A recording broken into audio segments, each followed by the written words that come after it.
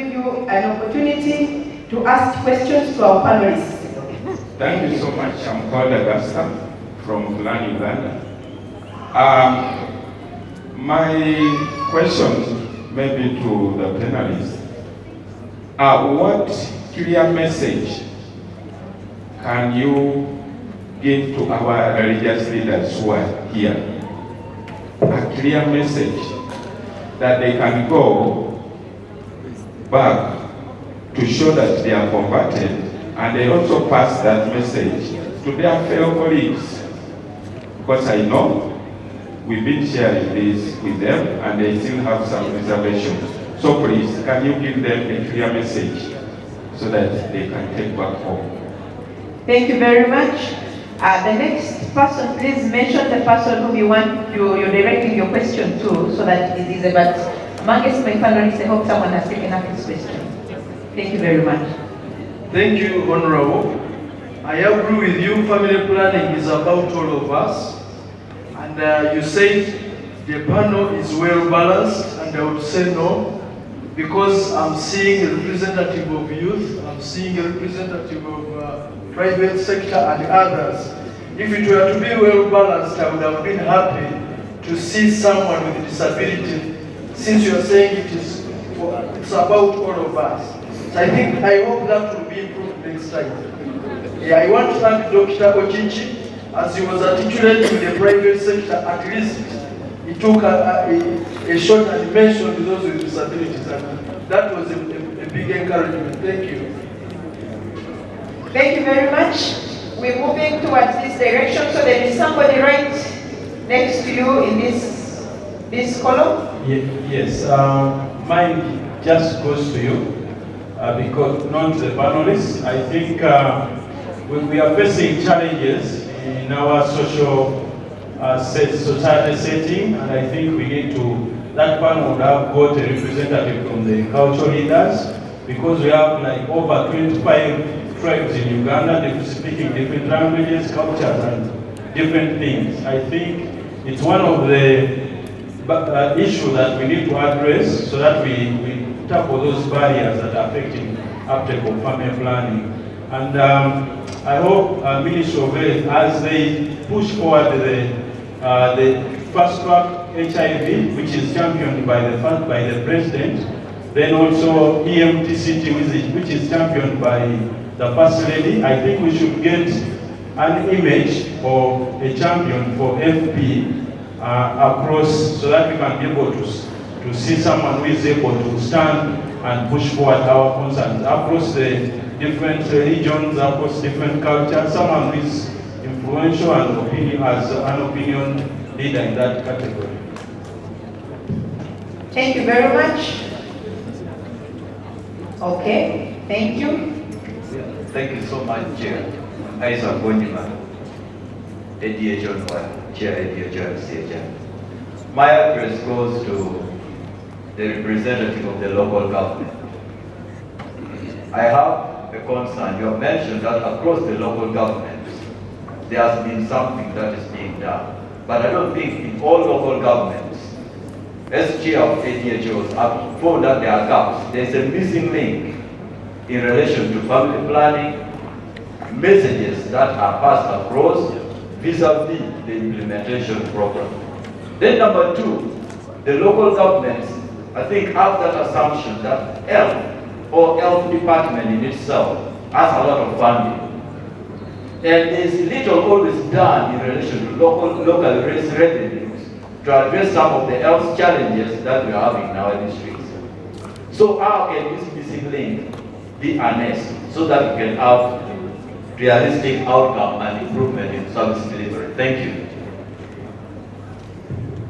Thank you very much. So you give right to the next person there, then move to the lady behind there, then the one somewhere, put up your hand again, the one next here, and then come to sister. Don't bypass anybody. Before you come here, give to the gentleman, the one whom the camera lady is standing next to. Thank you. Thank you, Chair, and to everyone. I'm Joan Kulande. I work for HIPS Uganda. And I wanted to talk about the affordability component of these family planning commodities. And my question goes to the private partnership team. The question is about the prices.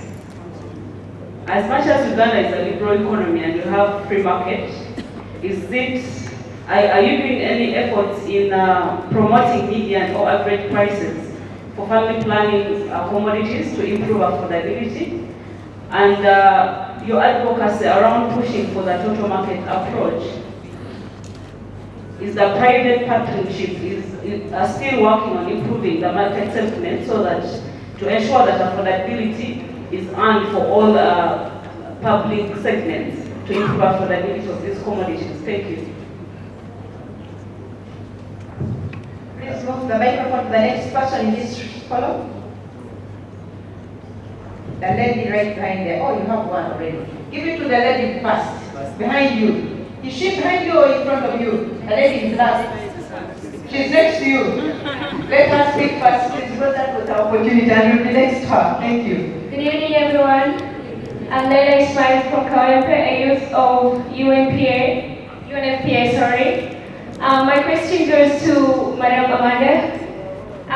There's limited access to contraceptives, I'm sorry about that, contraceptives, especially to the poor, the young, and the unmarried population in rural areas. What can you do about that? Yeah, that's it. Thank you very much for giving this opportunity. My name is Muhoz Kabagambe Oscar, and I'm under Amanda's group. I'm a fourth-year medical student from Ishaka. But my point here today, having shared whatever all we have shared today, has been a great information we have gathered. And my point goes to the religious people. I myself, with my team, we have tried to find some challenges in the area of work, advocacy in Bushenyi and other areas of Ruvunjiri, whereby we have found a lot of resistance in spreading this message of family planning. Okay, because so with this, I stand firmly to request the religious leaders who are present today to soften the grounds for us as we try to promote the family planning method so that we can have a better future. All right? It's my kind request. Thank you so much. Thank you. The next person is the second lady on that bench, and then next to this side. Thank you very much. I thank the organizer, and I need to thank our partner who enabled me to come here just Action for Health. I'm Coach Connie Wire for DHO Tororo. One is in line with the last my friend submitted. I would have loved and I would suggest that as we organize more of these conferences, we invite religious leaders, let's give them opportunity to give us their views on how we can handle or promote the issue of family planning or what they say about family planning. I saw one who was given opportunity, but we would have loved to hear from the different religious sects and get their views. What are the issues? How best can we place this? That's one. Two is from the human rights. You made a submission which is stressing me every now and then. We talk of the women have the right to decide when to start sex, how to space, and how would they achieve this through family planning. But we are having issues whereby family planning is causing more of domestic violence. A mother comes, he really sees the burden she has and says, Musao, let me have it. And if it is her right, she has to have it. But once the man realizes that she has it, she has the implant, then there will be war. Until others will even come and say, please, let me save my marriage. How are you helping us? At times as the service providers, people don't know what to do. Will you go to police? Well, how do you help us handle this? Should we come up with a bill or what? Thank you. Thank you very much, NGO. Sister. And from sister here, we have proceeded up to this side for fairness sake, and then we'll come back to the members who have remained this side because we have about 13 minutes to go and we'll give the panelists at least 5 minutes to respond. So we have already bypassed that column, we are moving to this direction. Thank you very much. Thank you very much for giving me this opportunity. I'm happy for all the presenters of this afternoon.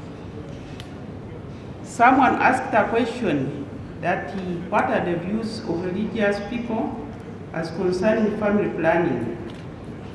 I'm sure since we know as religious people that we need a healthy nation, and that healthy nation will start by if someone have to have a family, needs to prepare for that family. That by starting with the youth. She will have a family when she is mature enough and be able to plan for that family and plan for those either children which she will get and be able empowered economically, health-wise, and education-wise. So, as religious, those are our views. And maybe also to add on that, as the Catholic Medical Bureau, we do family planning 100%. If you want the witness, you can go through our facilities, I mean the health facilities. They report monthly, it's a must. There is, in Form 5, there is a provision for natural family planning. So we do it 100%. Then, those whom we think, as we are counseling them, whom we feel they need the artificial methods, we refer them to where they can get them. So those are my views. Thank you. Thank you very much. Pass the microphone on to Reverend. Yes, I'm Venerable Reverend Chini Roland Ngishi from North Karamoja Diocese. I want to thank this, and most especially, I'm seeing all the thoughts, needs from the religious section. I am one of the champions in family planning. I've been trained by UNFPA in 2004. 2010 was still sensitizing the community about the family planning. But my question is, I'm not segregating, but I want to ask that every moment we are seeing ladies, but not boy child.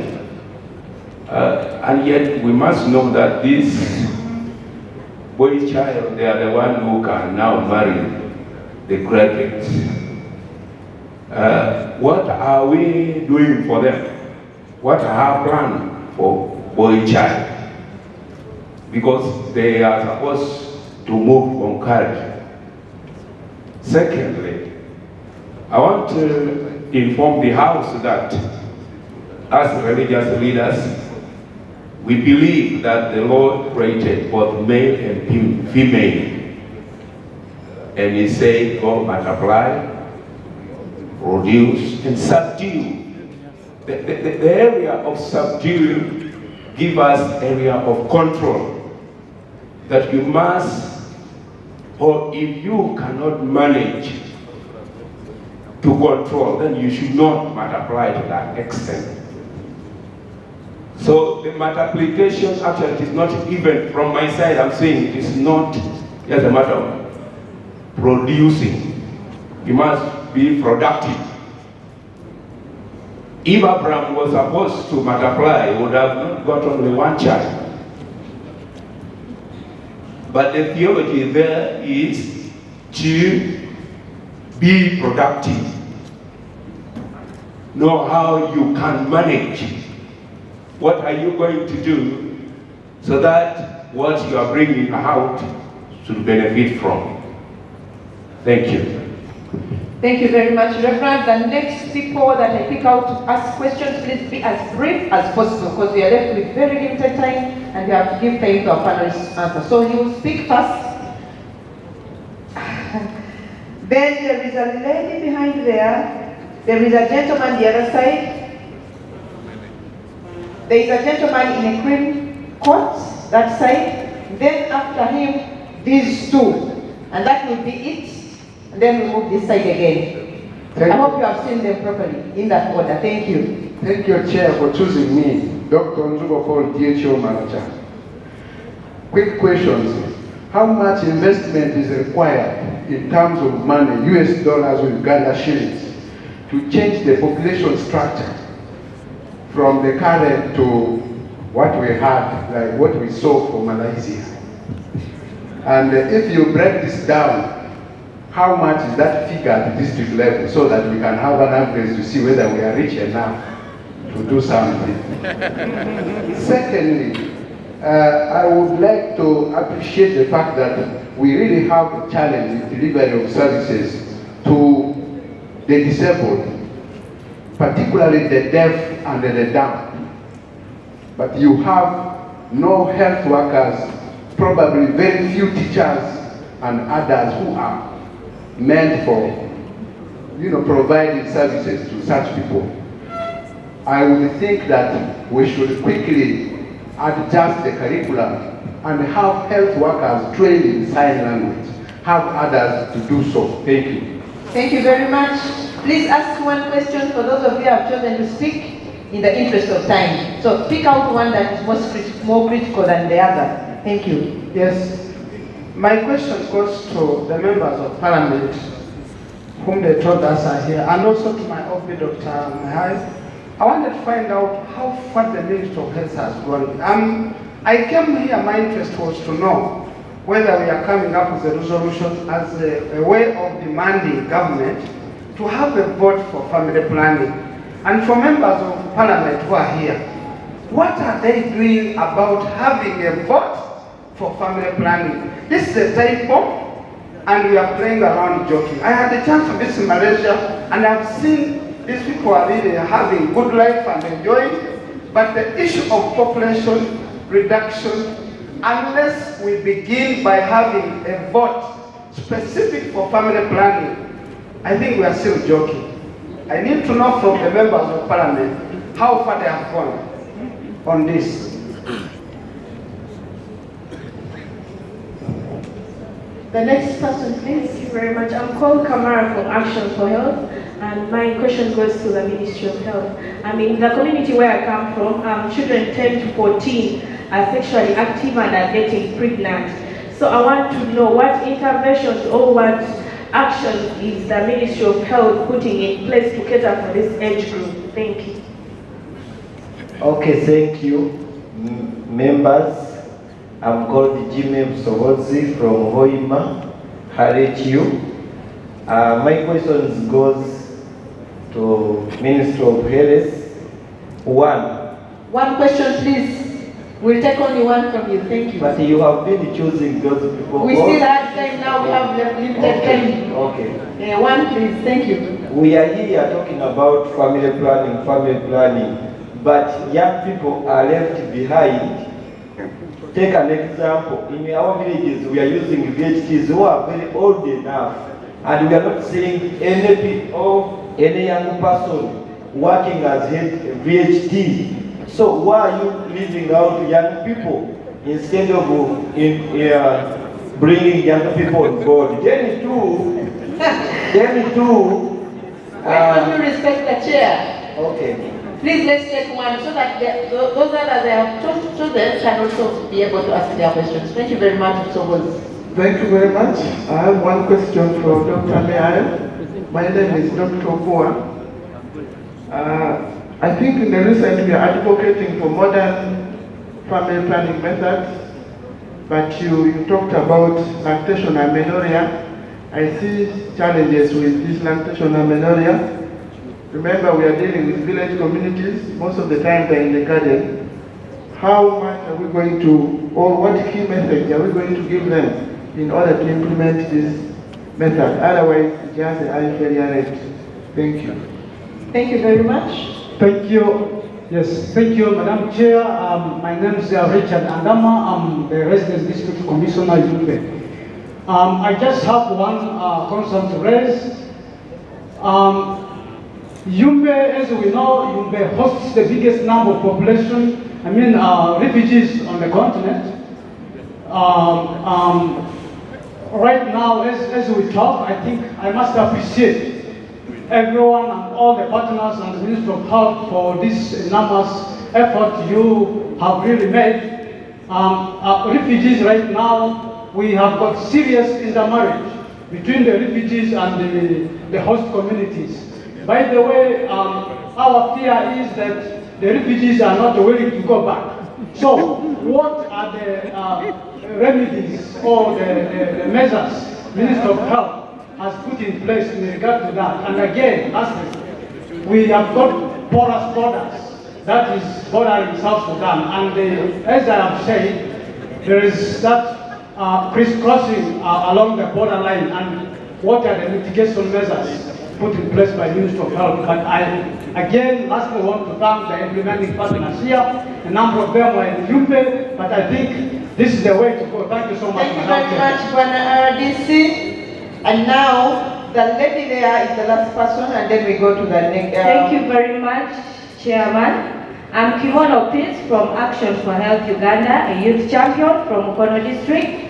My question is very short. It says, how can we help the school dropouts to acquire the information on family planning? Since the sexual education framework will be approved and it will only be accessible to those who are in education, like schools and who are going to get education after. That's all. Thank you very much. Ladies and gentlemen, we are left with about 2 minutes.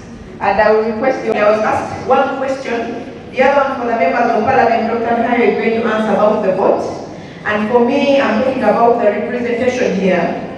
We could not get each and every subsector or category of people in this country to be represented here. But good chance is that there was no replication. Secondly, people are from different cultures, so different cultures are here represented.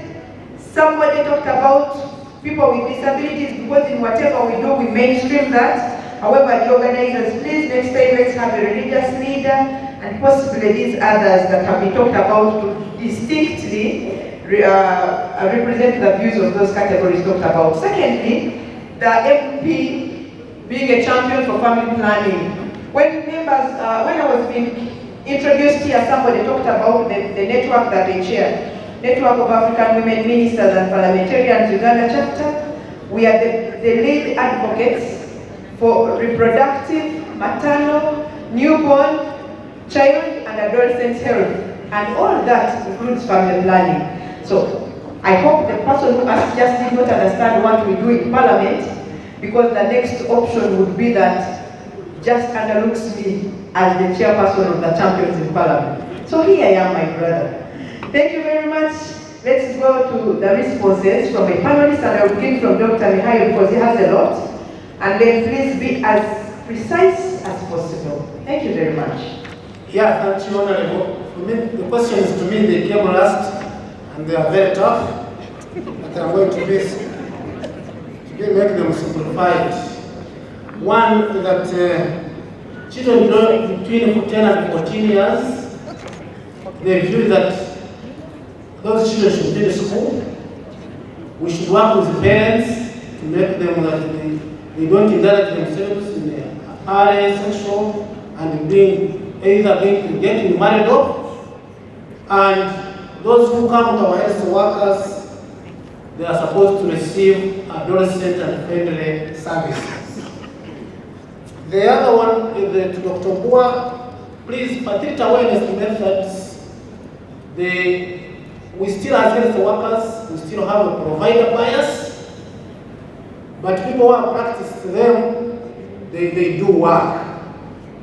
And we are reorienting our health workers to also people talking about it.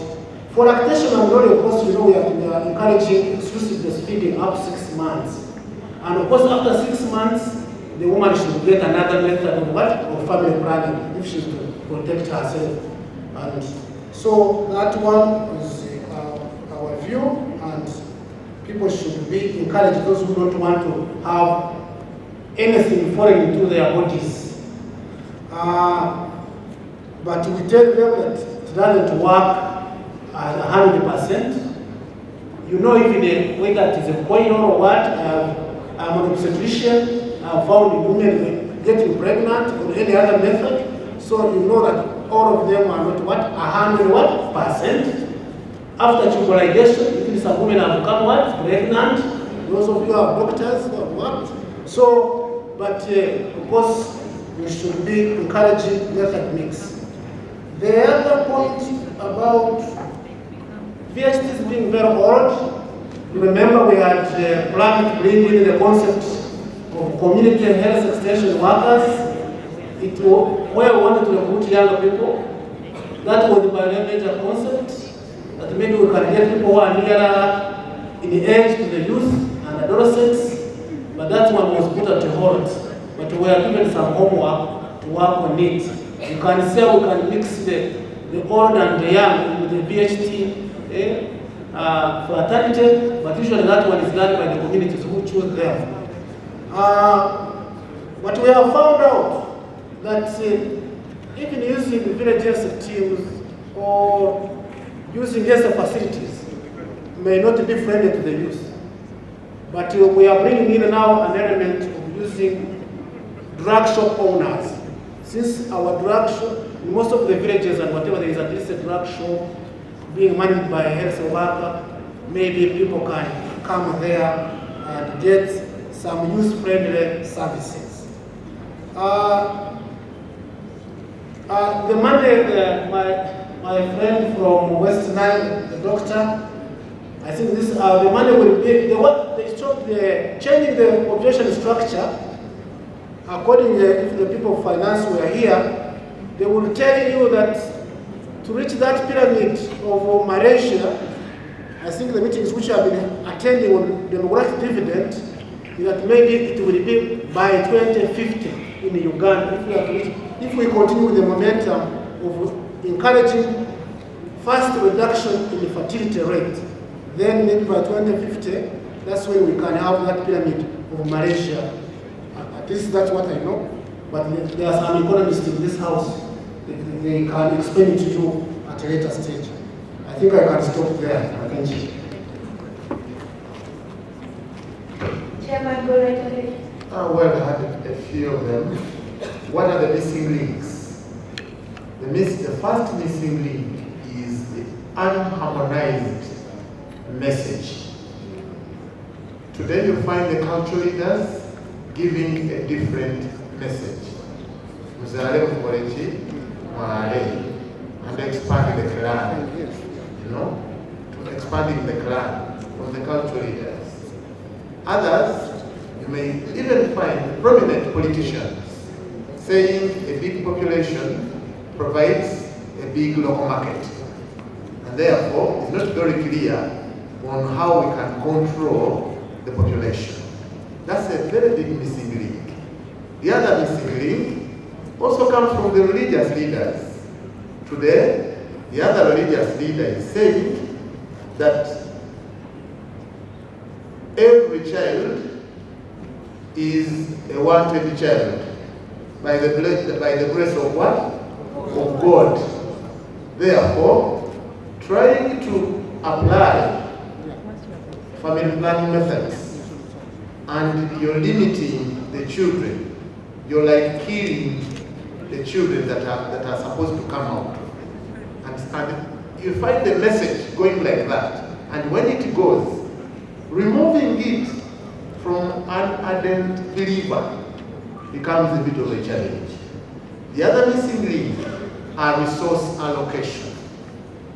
Because of the limited political will from the center, I don't miss my words on that.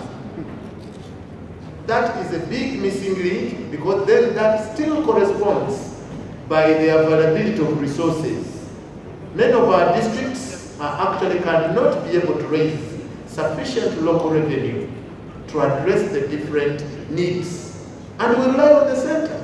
And the center cannot send us enough resources to implement all the activities that we may want to implement, particularly in regard to sensitization. Sensitization and mind change. The other missing link is the educational curriculum. How this education is, how the children are nurtured from school. We all believe that children learn more from school, lifestyle and other skills. And talking about sexuality education is a no-go zone. Until now, it is still a missing link. Lastly, the other missing link is, of course, harmonization of information, data collection from the private health facilities, but also from the public. Quality data for us to be able to analyze and come up with a clear position of how we are doing and how we can be able to improve. Those are some of the things that I think are still very, very critical that requires to be addressed. And lastly, the missing link is our own attitudes. We speak here in conferences. When we go out there, we do not really even want to speak. Because the population, when you speak about family planning, many of my colleagues that are here, particularly from Uganda, I just had an accountability forum just the day before yesterday, and I was speaking about family planning, and the public was saying, you know, only that one demoralizes those who are, who is taking the next message tomorrow. Others may fear even talk about family planning the following day. So those are missing links. We fear that tomorrow I'll be voted out when I bring out a message that is not popular. So those are issues that require an integrated approach, and consistency matters a lot in that. Thank you very much, Chairman.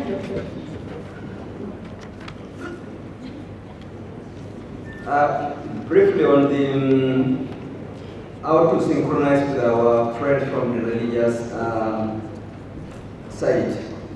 I think the sister and the reverend spoke very well indeed. The book we call the Bible, or the book we call the Quran, is comprehensive.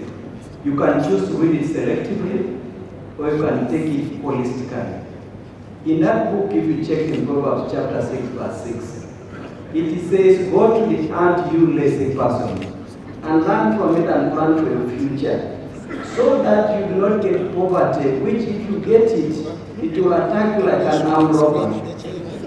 What does that one tell you? Two things. You take lead in changing yourself. You take lead. Nobody else. Don't say Museveni, don't say the government, don't say the LC5. Yourself.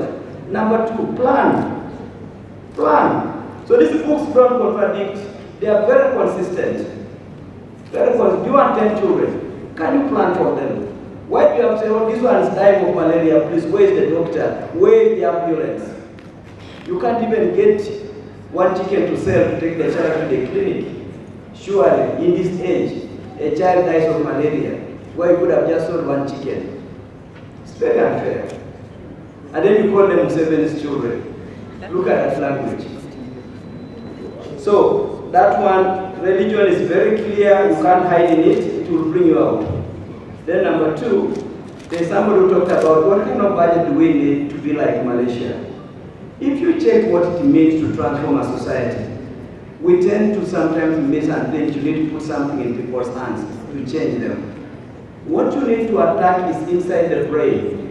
You give things in people's hands, they waste them away, they have eaten them, the next day they want the solutions again. They want the parts, they want the drug, they want whatever. You go again and then again and again and again, and where are you getting the money they are distributing? Today, Korea has donated something to you. And then again, next day you are going back to the same country saying, again, my children are being born, they are not being vaccinated. It's not right. So, when it comes to a budget to transform a country, concentrate on mindset transformation. The resources, the budget is available to the population. There is a lot Ugandans can harness within their own reach to immediately emancipate themselves economically. We did 2 weeks ago a training in Mbale, where a lady from Kapchora called Chebet came to the training. After the training, on Saturday she went and did a business. Moving bananas from the village to the town she spent 45,000. But using bicycles to move bananas from one point to another point, in one day profit of 30,000. After 10 days, she was saying, I have made a profit of 300,000, and she was a single mother. She said, I wish I had been given this training before. I would never be begging for the school fees of my child. 10 days, transformation to independence. So we miss it by saying, what can we give these people in their hands? And politics, of course, is reinforcing that spirit of giving. You know, it is easier for an MP to come and I gave you. You know, see? And you can't transform a society using the giving. That's why they will keep on saying Museve's children are not dense. Museve's children are not educated. Who produced them? Which home did Museveni go to produce these kids? So I feel that when it comes to getting the budget right, here's one quick estimate I can quickly give you. If you put 6 trillion like we have done now to infrastructure, can you put it 10% to mindset transformation? Only 10% so that those roads, those railways, those bridges, that electricity is used productively. You concentrate the roads have gone up to people's doors. What are they using the roads for? Electricity has reached people's homes. What are they using it for? So the message is very, very clear. Please, the hard job is to unlock people from the head. Doctor, I feel like listening to you forever, but please summarize the Thank you very much. Yes. So the next person, please let's summarize. Thank you very much. The frustration by the health worker about the women who access family planning and then experience domestic violence and how we can go. It's about talking to everyone, the man and the woman, to understand. Because if you talk to the woman only and she's not in agreement with the husband, obviously you're bound to have domestic violence. But from my experience, what we have been able to do is that we have had to bring couples together, talk to them. It can be about anything concerning the women's rights and their children's rights. And so in that, you can also bring in family planning. So I think it's about the approach, but of course you also know that we are dealing with social, cultural norms, perceptions and practices that our people are used to. So the way you package your message, the message you deliver matters a lot. And then of course for some of the women, they do not know that it is their right. And so we still have a long way to go. Then two, for the religious leaders, it is important that we actually work with them. They are champions in their spaces. They can inculcate change of attitude within their followers. And this is something we have testified, something we have worked with, and they are religious leaders that are actually promoting family planning, not more, but of course, gradually, again, you know, we are still working with power structures, working with perceptions and practices. Then lastly, something to do with the prioritizing family planning. We all know how our priorities reach the national level. Have we been able to make our citizens to appreciate the process of planning and budgeting at the local level? It is the priorities that come from the local communities that inform the district plans, that inform the district plans, and eventually the national level body. So I think there is a lot of advocacy that is needed, a lot of awareness creation that is needed so that we make family planning a priority, we make family planning a topic of discussion by everyone. Unless it is made urgent, unless it is made a topic for everyone, it won't get the attention it deserves. Be it in the budgets, be it in the plans. Thank you. Thank you very much. Ms. Vanora? I will pick up from right where she has stopped. The young people in this room, are we here? Young people in this room, are we here? Are we here? I know, yes. So yesterday, our theme in our conference was youth take charge. Can we say it together? Youth take charge as drivers of integrated family planning for social and economic transformation. I'm summarizing my message, including the young person who asked about the school health policy and not covering the out of school. Yes, our ministry, we have now the national policy on adolescents which caters for that. And in the keynote address we had from Honorable Flores that he summed it all up. If you remember what he said, but I'll repeat for the sake of this conference. Know your self-worth. If you are here and you're a young person, you've got the opportunity to meet the DHOs in here, the CSO partners, whoever is coming from the districts where you're coming from. After here, think about it. What are you going to do for your fellow young person that you've left in the village at home? Don't wait for Ministry of Health to come to your district. Start and then call for help. Is it okay? And we are not in the 60s anymore. We are not in the 80s anymore. We are here and we are now. When we are talking about what is hurting us now, our elders, religious leaders, parents, traditional leaders, listen to us. Stop misunderstanding us. Instead, empower us. Dr. Chichi talked about empowerment, and I think I was one of the products of some of his trainings that I've taken, actually one, and it's really empowered me as well. But as I was speaking, even in the Bible, in Genesis chapter 3, verse 18, and I think it was 16, God told man, you're going to sweat and eat from your sweat. Men from the east, I would say, because I've interacted with you, Soroti, Tororo, men don't want to work. They leave the work to the women. How are you going to feed your children? You give birth and you don't feed them. That's how God is going to punish you. You talk about the Bible, do what God has told you. You're going to eat from your sweat. So you give birth to those children, take care of them. And the young people, do not be, they call it manipulated. Know what you are, what you're capable of. You have the power to cause the change that you want to see. Start. If you go to the DHO district office and you visit them and tell them to engage you and they refuse, please report them. We shall come and visit them. Thank you. Thank you very much, Ms. Vanura, and for emphasis. She has talked so much about girls and the rest of the families, but the boys equally have problems. So when we're handling their issues, please let's not leave out the boys or else we are getting marginalized for real. Now I have 3 special people. We are doing very badly in terms of time, but these are very special. We have 2 representatives of people with disabilities who have an issue to put forward each. And those are none other than Angea Tony, that side, and Deborah Iyute. And after they have spoken, we'll give the microphone to the representative for UNFPA to make his comment, and then we call this a day unless those people raise issues that have to be answered by my panelists here. Thank you. Thank you very much. Thank you so much for giving me this opportunity.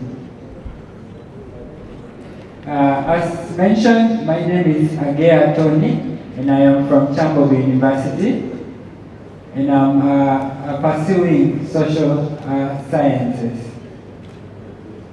And I'm also leading a disability organization at the university. So I have learned so many things today from this conference. And it is true that family planning is very, very vital, it's very important for life. And it's also good for health of young people and good for health of the mothers and also good for the health of everyone, and it helps in national development. So we have to utilize family planning.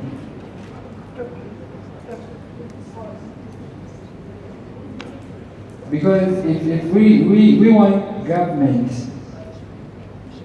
we have to get the support from the government so that we can utilize family planning as much as possible. And we have to try to include persons with disabilities in all the processes of family planning and its planning. But the challenge is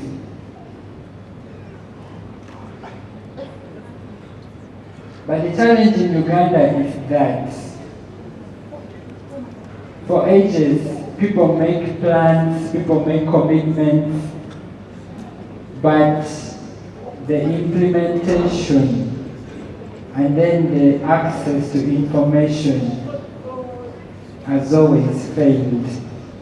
Because most persons with disabilities are oftentimes left out. They have the communication barrier which is not bridged. Imagine a person who is deaf, imagine a person who is blind, cannot read a printed material. And now if they go to the health facilities and there is a health worker who is writing and the information is not in braille, then will the person with a visual impairment get access to that written information? That is the question I'm leaving you with. Thank you very much.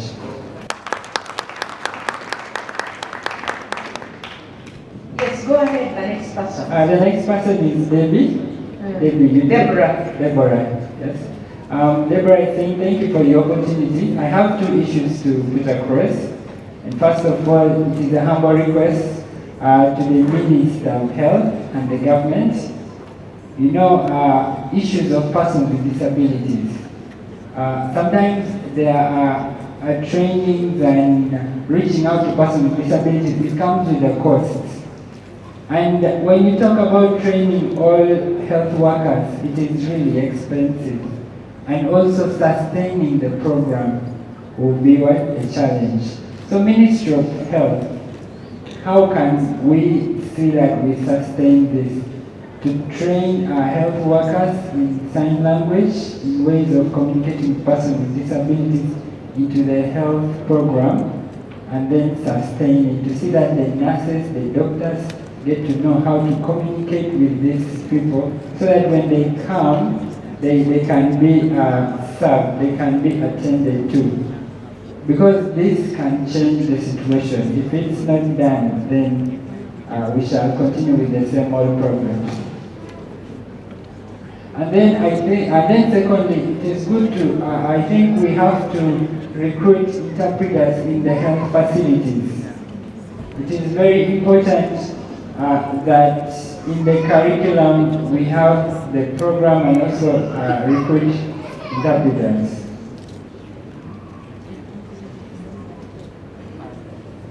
And then the other thing is access to justice. You know, we as persons with disabilities, we have numerous challenges when it comes to justice. Because most people do not know about the issues of persons with disabilities. If somebody comes from like up country, does not know how to go about with reporting and all that, and so they don't achieve justice. The parents might not support this person as well. So, if we can support and push for the rights of persons with disabilities so that justice can be achieved. Because without it, then we won't change the situation at hand. So we have to see how to work together so that this can be improved. Thank you. Thank you very much, Deborah. Where is the person moving my microphone? You have it, okay. The representative from UNFPA, very briefly. Thank you, Madam Chair. So this is from the Minister herself and from myself. So since I'm not entitled to speak on her behalf, I just want to clarify that we both spoke, and I just want to formulate two questions. The first is to the LC5 from Iganga. You mentioned the need for more resources, and yet if and when the commodities are there, if you have them, and you have your budget for family planning, what more resources do you need and for what? That's for you. And the second one is to our lady from, our colleague, sorry, from the legal sector. and that is what can the Ministry of Health do for women and girls to practice their rights to sexual reproductive health. That's it, madam. Thank you. Okay, thank you very much. We'll give the microphone to Ms. Wafachi. I think you're the one. Some of you, Dr. Nhayo has 2 minutes, the rest of you 1 each, because you have one question. Thank you very much. Thank you very much. Most importantly, we have laws in Uganda. We have laws that promote women's rights. We have laws that address violence against women. And therefore, I think what the Ministry of Health should do is to look at those different laws, identify the gaps, so that you are able to address the gaps that are not necessarily addressing issues of family planning. And where, for example, violence is meted on a woman or a girl as a result of her practicing or accessing family planning, there should be a way of, say for example, of working with the legal advisors so that she's able to access justice. Because in most cases, the women and the girls do not know where to go. And even when they reach, the process itself is very complicated. So there should be need for them to be represented and presented effectively. And of course, where we do not have, say, the shelters, because sometimes when, say, the women or the girls experience violence, they are not supposed to remain in the homes where they have been violated as a result of their practicing family planning. So where is the security? Where is the shelter? So is there a way we can work? The Ministry of Health can work or influence, and so that we are able to have shelters, temporary shelters for those that have experienced violence related to family planning. Because what we know is that there are no shelters of survivors of violence run by the government.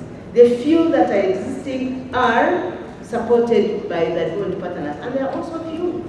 So at the end of the day, of course, you find that women continue experiencing violence, they live in denial, and of course, they have not accessed justice nor enjoyed their rights as it should. Thank you. Thank you very much. Thank you so much. I mentioned about the missing links and mentioned about insufficient resources. One of the challenges to unlock is the mindset. Mindset requires constant mobilization, and in demobilization, both. You cannot do that with insufficient resources. You need fuel.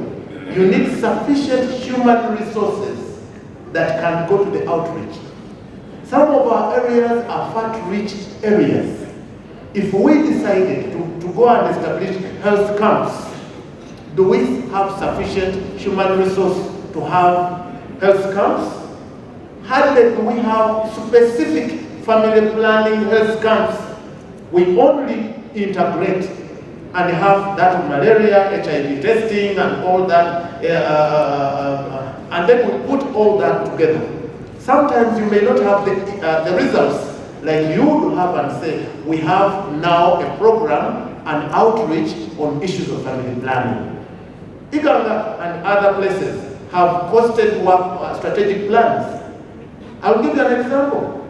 We have planned for drama, community music and dance drama, to make sure that people are actually increasing their awareness. We have plans for different activities, but they cannot be funded because our budgets are limiting. The local revenue you talk about, we actually do not have sufficient local revenue at the moment. With the money that comes from the center finds a lot of priorities that are actually waiting. And at the end of the day, we even have, like I said, very limited human resources. Many of us in local government do not have the required numbers, the required human resource. Many of us are operating at 65% to deliver 100 results. So we need resources. We need facilities that can enable us to reach the people where they are. Thank you very much, Chairman. So Dr. Mihai, please. Yeah, thank you, Honorable Chairperson. Our friends from the disability group, they are very emphasizing the issue that we need to see how we can communicate. And we are, as Ministry of Health, we have been being approached by women with disability. What are we doing for them? How the very few health workers who are trained in sign language, I think it was wrong, and there are very few. Then we have been saying that the curriculum in nursing schools and medical schools that they should be adjusted to include sign language and so forth, so that when people come out of school, they can also be able to communicate.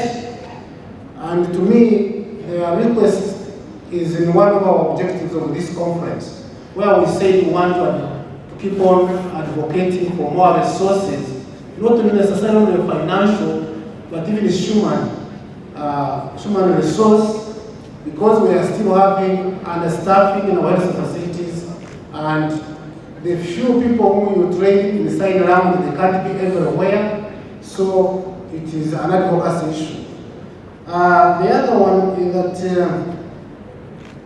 I saw, I think last night, on NBS, I think their lecturer, or whatever, in Chamberlain University, was saying they have trained now many people in sign language, but government is not recruiting them. So that one also can be an advocacy that maybe our structuring process, we may get interpreters in our regional referral hospitals, regional hospitals, and so forth. So that should be a future advocacy issue. I think I listened to them at the NPS before I started watching football. But that's what I can say. And I think it should be we continue advocating. The issue of saying that we make plans for and we don't implement, I think that has been a challenge for all of the programs in the country. They are saying in Uganda we make plans, then Rwanda implements. So. Thank you very much, Doctor.